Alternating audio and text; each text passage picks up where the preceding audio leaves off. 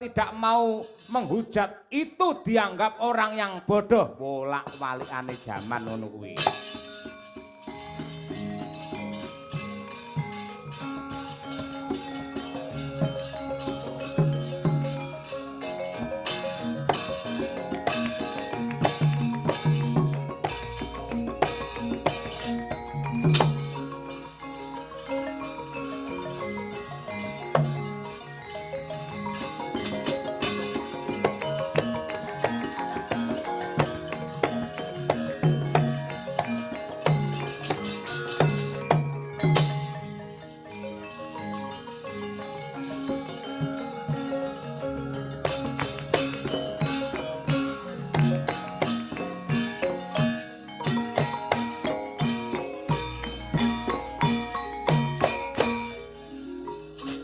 Raden Seta.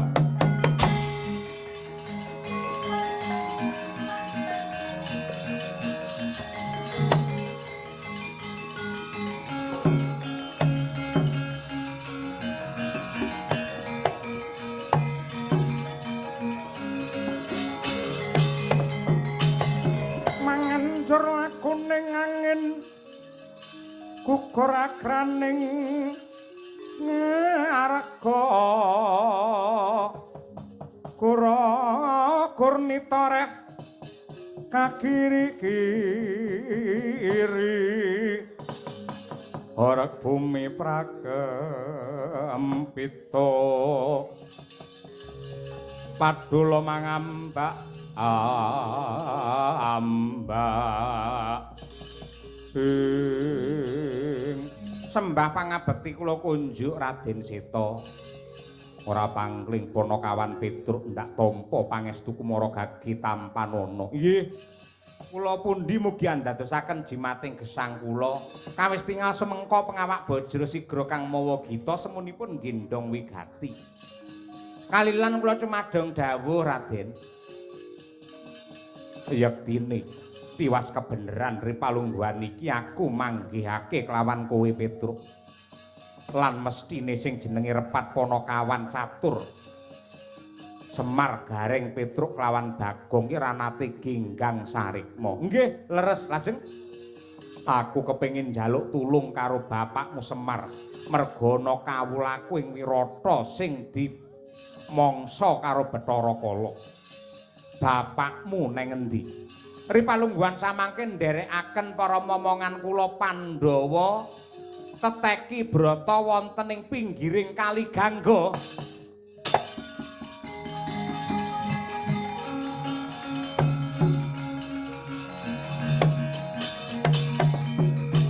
saranane wong yen luhung petah lopo kurang guling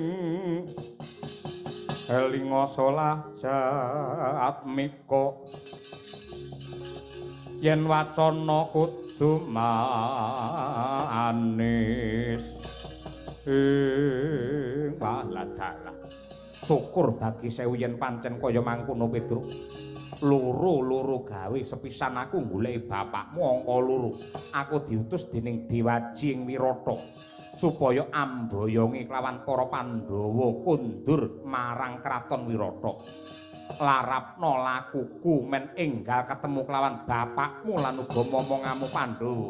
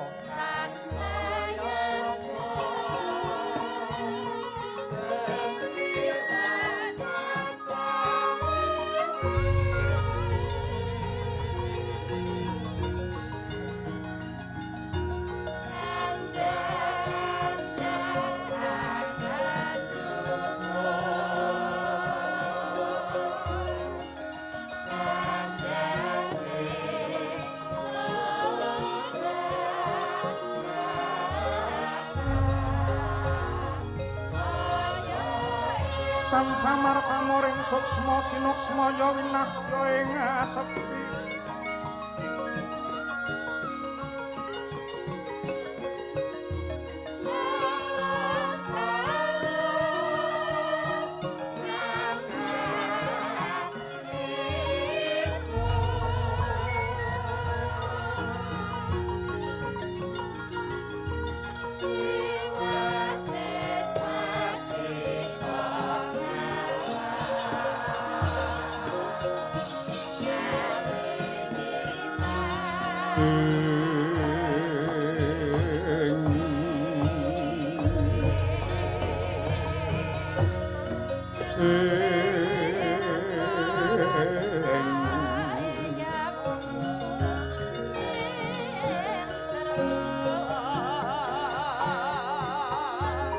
Sinuksmaya winahya ing asepi sinimpen telenging kabu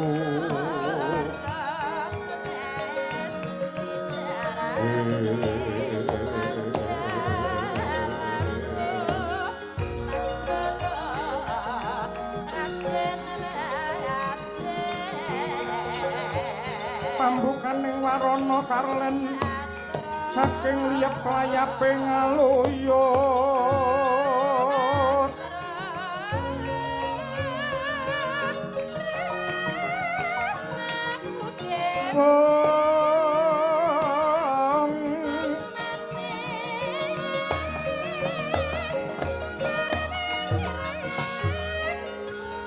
ing tepining Kali Gangga papan ingkang den percaya dening para menungsa kinarya sesuci diri nglebur akehing memala lan dosa papan sepi samun yektine weh prabawa tentrem awit kaprebawan para Pandhawa ingkang teteki brata ing kono Sri Puntadewa Dewi Drupadi kadang panenggak Pandhawa Sang Werkudara Raden Arjuna miwah satriya kembar Nakula Sadewa kawis tingal tigen mugen lan manteng kang dadi pangestine saya banter ingkang dadi dikire awit sinurung donga pangesti saking pamonging tanah Jawi sang pamong sejati nenggih Kyai Semar Badranaya ucap saka agunging Subrata satemah weh daya gaib cumlorot saka langit nganti kaya lintang alian hanenggih pangit jawantai Sang Hyang Bathara Darma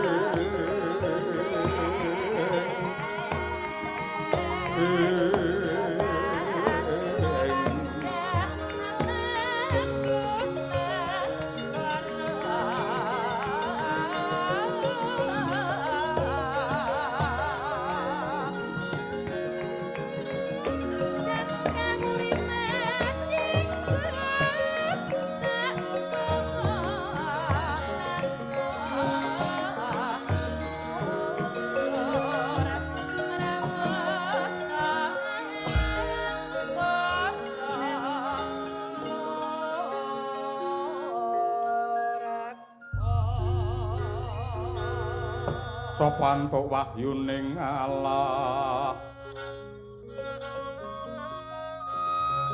ya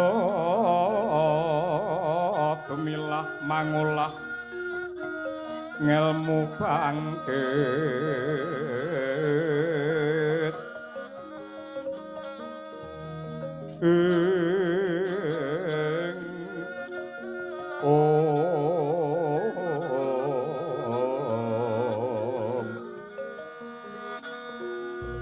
bangkit mikat reh mangukut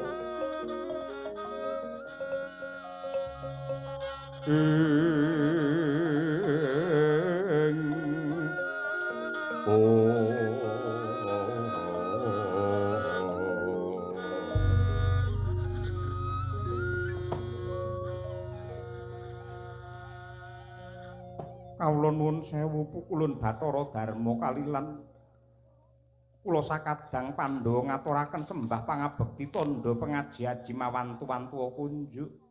Sungkem pangabekti kula katur sandhap cenila paduka pukulun Bathara Darma. Kulup ndak tampa kang dadi bekti kita muga anyembuh marang kasantosaning dharma tumraping para Pandhawa. Kulup banter kang dadi pangesti kita nganti weh prabawa ing kahyangan. Maragagi babarna apa kang kita gayuh Pandhawa. Aduh pukulun. Sewu lepat Tadawadana nyuwun pangapunten dene anggen kula sakadang tapa brata ngeridu para Jawata ing kahyangan. Yektosipun malih-malih menapa kula sakadang namung nelongso sarta nyuwun pangaksami dumateng purbane Hyang Widi awit sisiping lampah lepating pakarti nalika kula nindakaken sesukan dadu satemah dados sumbering kanistan lan dedusan ambabar panandhang tumraping keluarga saha kawula ing negari Ngamarta. Pukulun Bathara Darma menawi tetela kula nggendhong dosa ingkang boten saged pikantuk sih pangaksama nuwun sewu monggo kula aturi banjut nyawa kula tumuli kasiksa wonten ing neraka jahanam. Puntadewa yektine akeh-akeh menungsa kuwi sipate gampang gawe dosa. Akeh-akeh menungsa kuwi akeh-akeh mesti gawe dosa nanging ya kudu sregep lan tumemen mertobat lan nyuwun pangapura. Lan nadyan sepira gedene dosa kuwi mau, dosa ingkang den tindakake lamun ta manungsa tulus ikhlas anggone mertobat yekti pangeran bakal paring pangapura merga Gusti iki sipate maha welas lan asih ora pilih kasih. Kejaba saka kuwi sakdawane uripmu tansah nduk rengga kanthi endahing laku dharma lan hambek-tama upama ripalungguhan iki jeneng kita duwe kaluputan mung sepisan kuwi jeneng kita tetep mutiarane menungsa. Yudhistira manungsa urip ana alam padhang iku yektine mung luru kamulyan ya mulyaning lair apa dene mulyane batin mulyaning jiwa lan uga mulyaning raga mulyaning donya nganti tekan akhire pisan. Ora ana kamulyan tanpa tinuku sarana laku mongko kabeh laku iku yektine panembah utawa pangibadah. Tumindake menungsa kabeh kuwi ngibadah. Dene kamulyan bisa sempulur langgeng lestari lamun ta linambaran sucining ati lan tulusing pakarti kaya kang wis nduk tindakake ing saben dina. Rasamu adoh saka rasa serik, atimu tebih saka rasa gedhing merga kamulyan kang sejati iku dumunung ana menungsa sing bisa tumindak becik marang wong liya sing pakartine ala. Ndak baleni dawuhku, apik-apike menungsa ki lamun tetep tumindak becik marang wong liya sing tansah ganggu uripmu. Caritane satriya linuwe kang mardi mring kautaman tan pegat mring pangestine ngesti hayuning kayun pinesu tapa brata jejering panggayo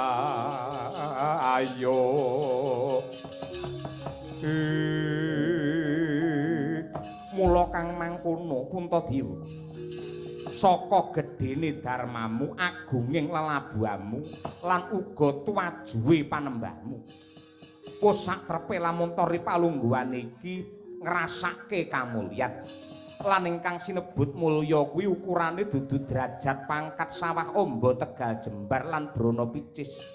Ning mulya kuwi mapan ana rasa panarima. Weningna Pancandriyamu ndak paringi wahyune kamulyan sejati Puntadewa.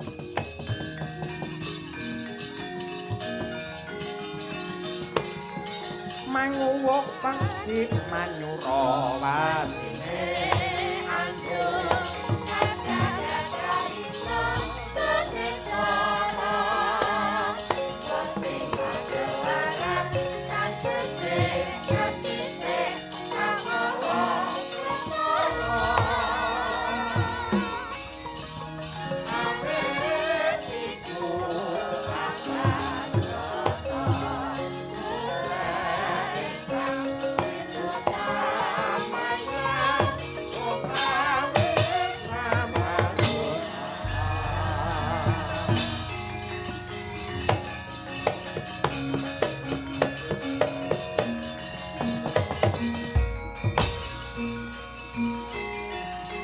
Ayu lan rahayu Pandhawa.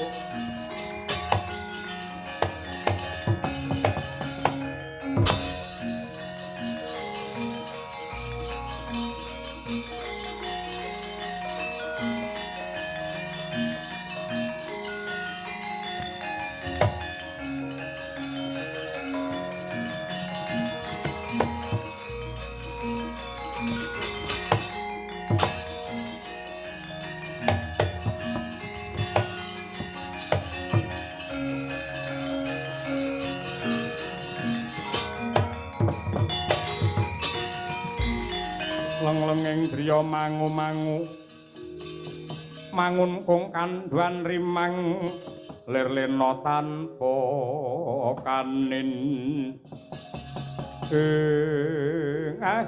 mbegegek ugek-ugek sadulita melai-lai. Kula tingali Ndara Puntadewa mencorong mawa teja gedhe pangaribawane. Awit saka panjurung pangestune Kyai Semar Sang Hyang Darma nedhakake kanugrahan wahyuning kamulyan. Mbah, syukur bagi sewu yen pancen kados mekaten. Ning nuwun sewu, wong nggawa wahyu, wong gegem wahyu niku abot sanggane.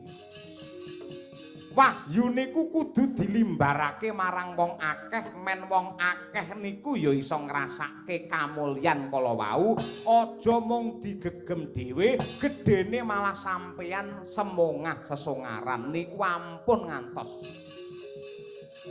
Kyai Semar mangkon nggih. Mila saking menika gandeng sampeyan sampun nampa nugraha, mang eling-eling atur kula. Wong ki yen bar nampa nugraha, wong ki yen bar nampa bondo, adate cepak cobane.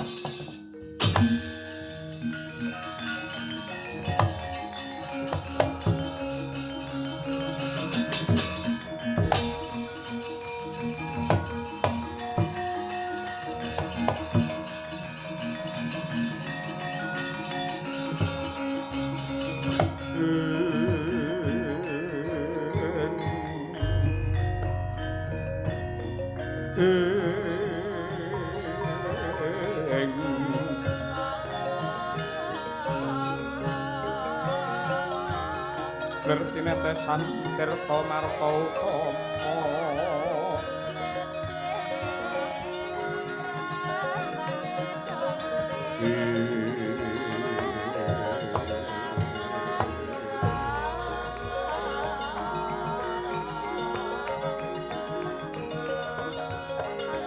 Yayak manggih Ratna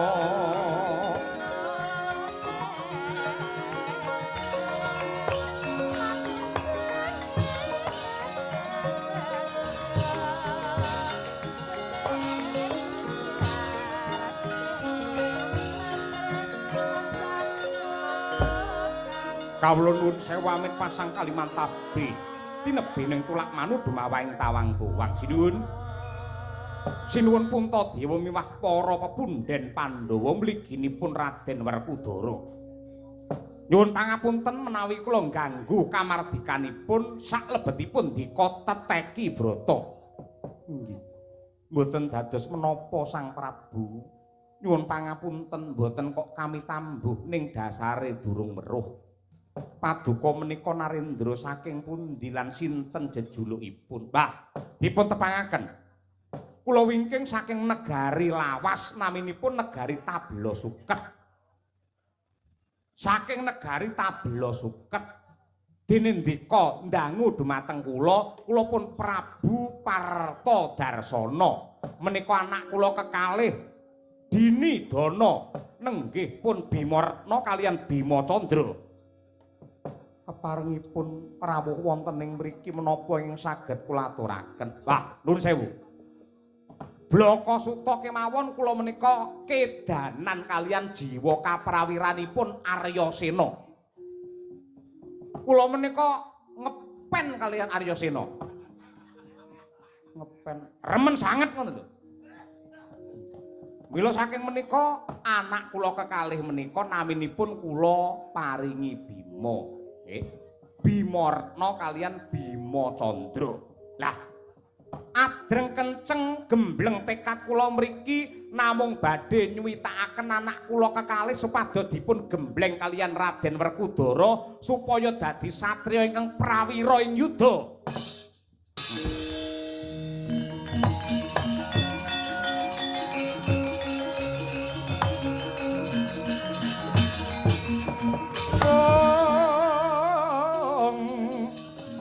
Dene utamaning nata Derbudi Bawalaksana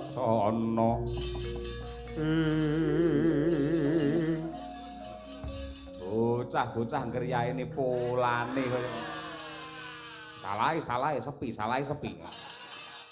apa-apa salane aku bangeten wong jenenge talangan iki manut karo kodrating Gusti kabeh do nuntut njaluk laris.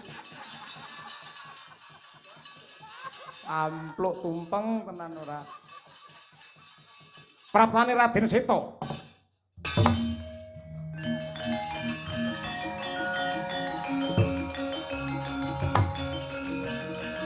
Wah, lacala.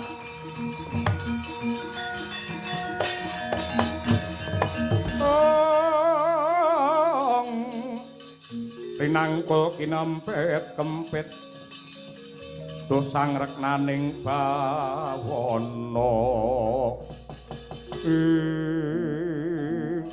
Kanjeng Hyang Seta bekti kula katur Hyang wah ladalah kaya lumaku wanci pangklong kepapak obor sewu nggih Puntadewa lan Pandhawa kabeh temu gelang kekalangan jagat tak ubengi sumpahe Seta ora bakal mandhek lamun ta durung bisa ketemu karo mutiaraning para satriya ya kuwi jeneng sira kabeh. Sak rampunge ontran-ontran Wirata, matine Paman Kincaka rupa Kinca Rajamala lan uga dirampit wong Ngastina kelawan Ratu Trigarta. Sing kudune kowe nampa bebungah parandene nek malah mapan ana ing kene. Nuninggi. Kula ngrumaosi kathah ing reh dedosan kula. Mila kula namung nalongsa wonten ngarsaning Gusti. Wong apik kaya ngono kuwi duwe dosa sithik apa akeh ning gelem mertobat tegese kuwi dadi satriya utawa Pandhawa suci.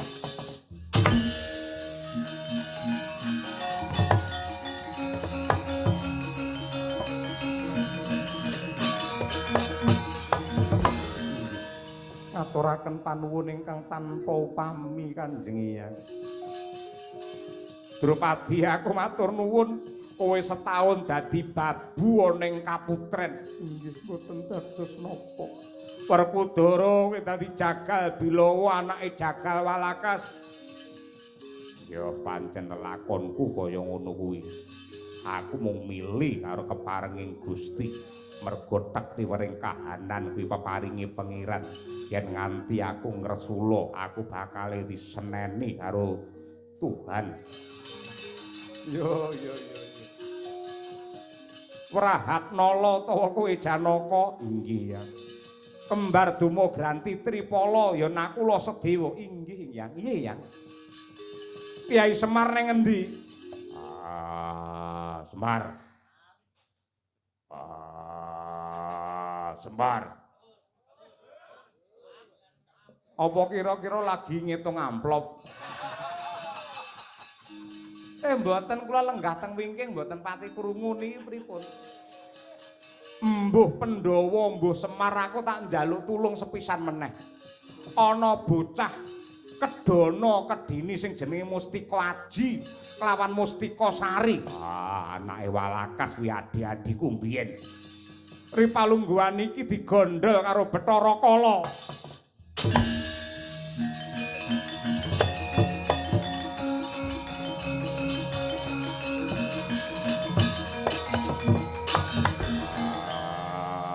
Bima kelawan kowe Bima Candra. Wonten dawuh Raden, wonten dawuh Raden. Ndak tampa pasuwitanmu nanging ana sarate jer Basuki mawa biya ngono kae. Gandeng Pandhawa ki tansah ngrembakake lelabuhan. Aja ngaku dadi siswane Werkudara yen rung ketok labuhmu. Ingkang dipun kersakaken rebutan bocah dana dini saka tangane Bathara Kala. Nyuwun pamit.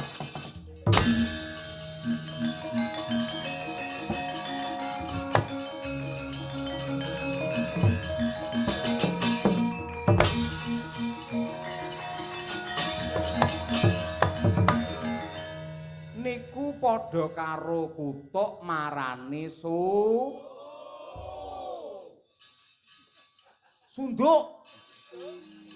Padha karo ula marani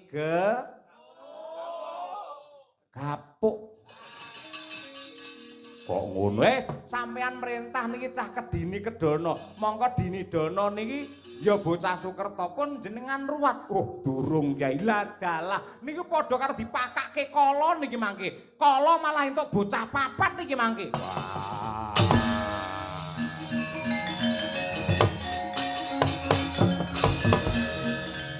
Wes rasa nguman-uman karo Werkudara. Kala iki paling wedi karo kowe. Kala kono diajar kono, diseneni, diuman-uman kono. Sing diwedeni mung karo kowe. Iki bare entuk wahyu mosok kon perang, goblok kowe ora. Ndang kono. Aku kudu nemoni Bathara Kala. Iya. Jar kepiye aku usul-usul dhewe malah dikongkon-kongkon dhewe. Iku kuwi pokoke sapa sing usul kudu bertindak. Mesti ngono kuwi. Sapa usul njaluk laris, ya kuwi sing kudu golekne job ngono. Takrokane ae.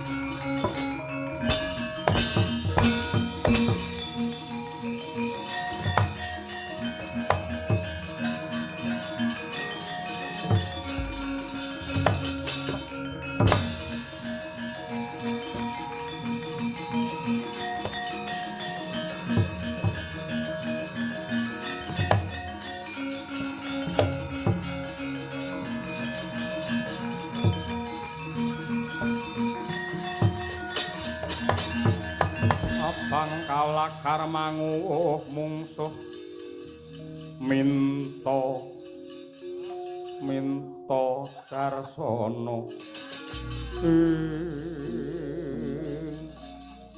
pancine bedhug jam 12 awan enek bocah mlaku lanang wedok sapa tambuh marang aku jenengku Bimarna sing mburi kula Bimane Pak Tengkleng. Bima Candra. Iya Bima Candra. Kowe dulur to. Dulur aku Mbak Yune, aku adine. Lah, kedini kedono untuk pangan.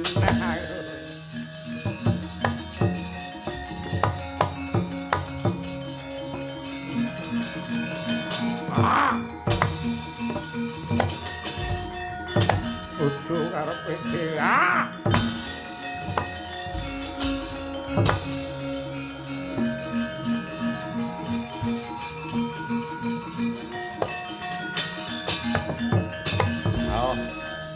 Tak getak ajiku gelap sayuta lempoh kabeh. Lumpuh kabeh. Wis ora iso glawat, ora iso sambat angger ditakoni gur. Iku entuk-entukamu. Neng jero wis enek bocah kedini kedono Mustika Aji.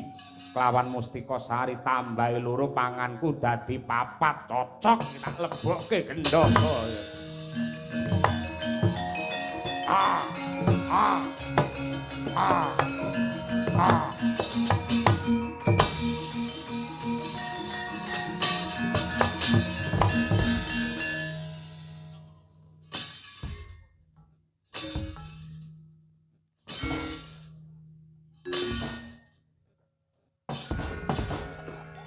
Asu. Masane jembatan kok piye iso diliwati raine Bagong ora. Orang toto. Bret sah. Yai Semar. Iya, genah Semar sapa sing ngarani aku ki baju-bajuri. Sing duwe bimo kae iya. Sing kok lebokne pira? Papat. Nganti papat iki ora lara to dileboni papat. Ya ora aku malah matur nuwun wareg tenan. Edan kok iso papat. Iki bocah Sukerta sing durung entuk pangruwatan, bocah Dana Dini Dana Kasina Indra. Kok balekke apa ora? Yen ora kok balekke, aku tak nyemplung ning wadukmu tak pedhoti ususmu. Loh.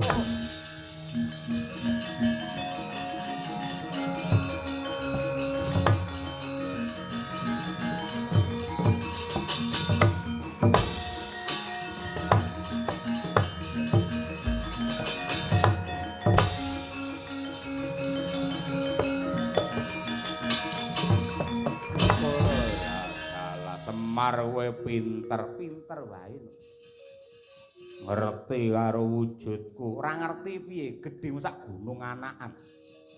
Kowe iso maca tulisan ning bathukku ning gegerku ning dadaku, ngerti? Sing ning bathuk santi laeng. Sing ning dada santi laeng.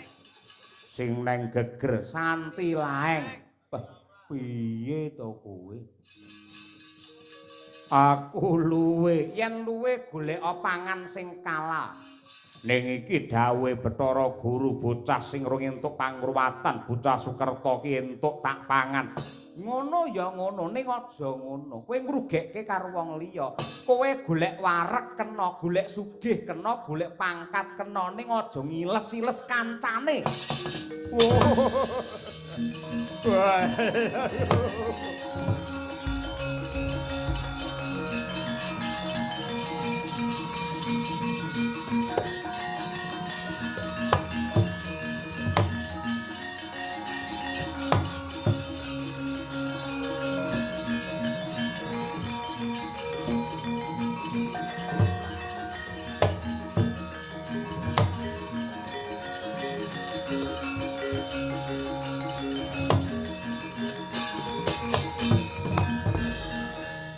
Ler tandure posune ler kang ijo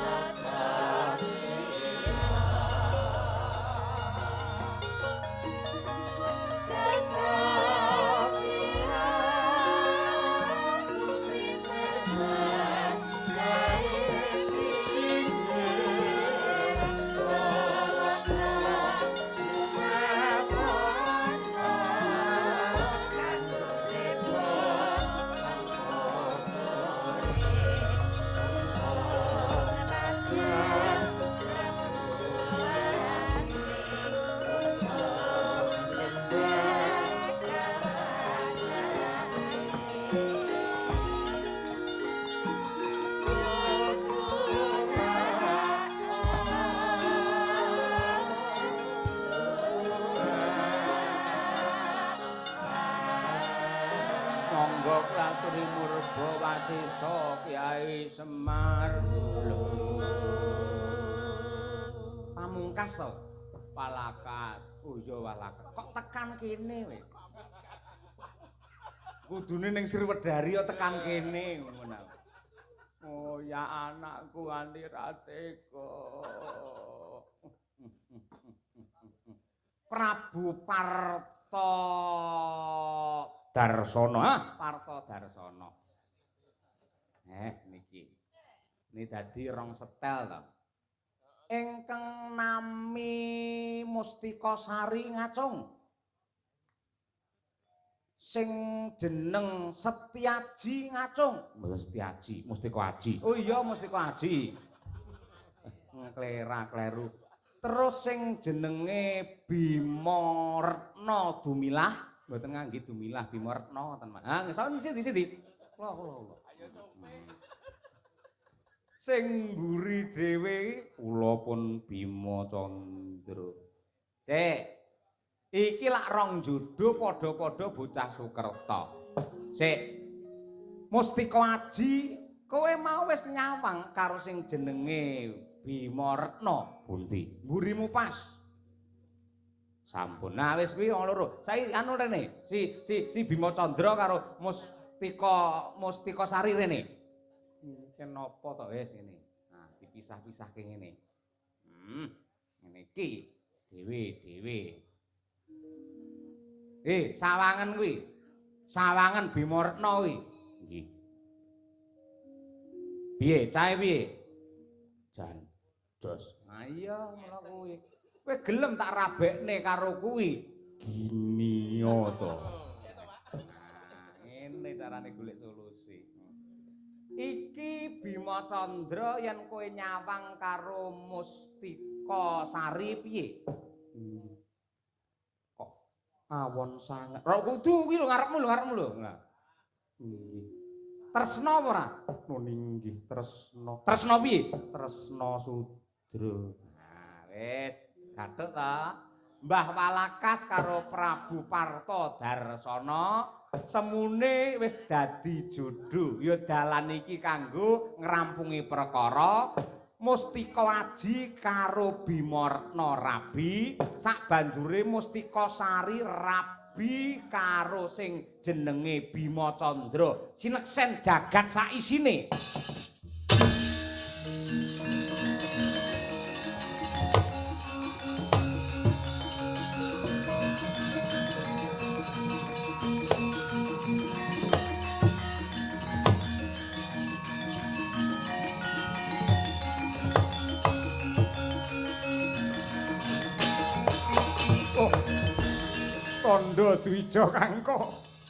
Tandha Dwija Kangka. Aku njaluk ngapura.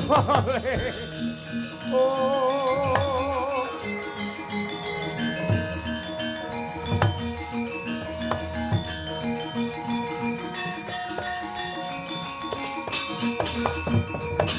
Anatening Lodira kawang-wang gegono Sang Sumirat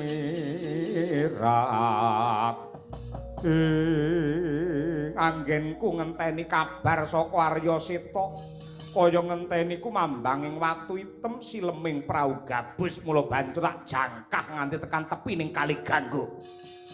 Untadewa Drupadi Bratasena Arjuna kelawan kembar Nakula Sedewa aku mung bakal ngaturake panuwun lantaran kridamu sing sakjroning panandhang parandene bisa ambirat Sukerta ning negara Wirata. Aku njaluk ngapura kowe ratu sing jujur parandene mbiyen tak kepruk nganggo dadu bentet bathukmu dleweran getihmu. Muga sineksen sak isine yen pancen Duryudana cukeng lan kenceng depani Kamukten Ngastina sing janjane darbekmu. Pandhawa aja ngetokke senopati, aja ngetokke ragat sing ngragati perang sing dadi senopati anak-anak Wirata besok.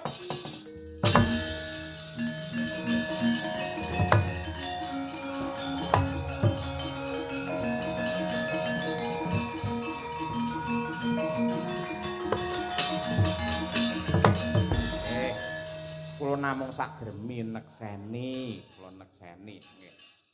Kula nguyung-nguyung anyeng kuyung. Mugi-mugi Bratayuda mboten dadi. Yen nganti Bratayuda dadi perang donya kaping 3 dadi niki mangke napa-napa mindhak, lenga mindhak, pangan mindhak, tanggapan saya sempulur. Merga sing jenenge seniman kuwi kudu mbudidaya supaya bisa nglipur marang para warga sedaya. Merga sing jenenge budaya niku dadi jati kebon utawa jati alas. Sembada kang jinangka rahayu kang tinemu Basuki kang kaesti keluarga ageng Ibu Rini kalian Bapak Rendra mugi-mugi tansah hayu lan rahayu salaminyo.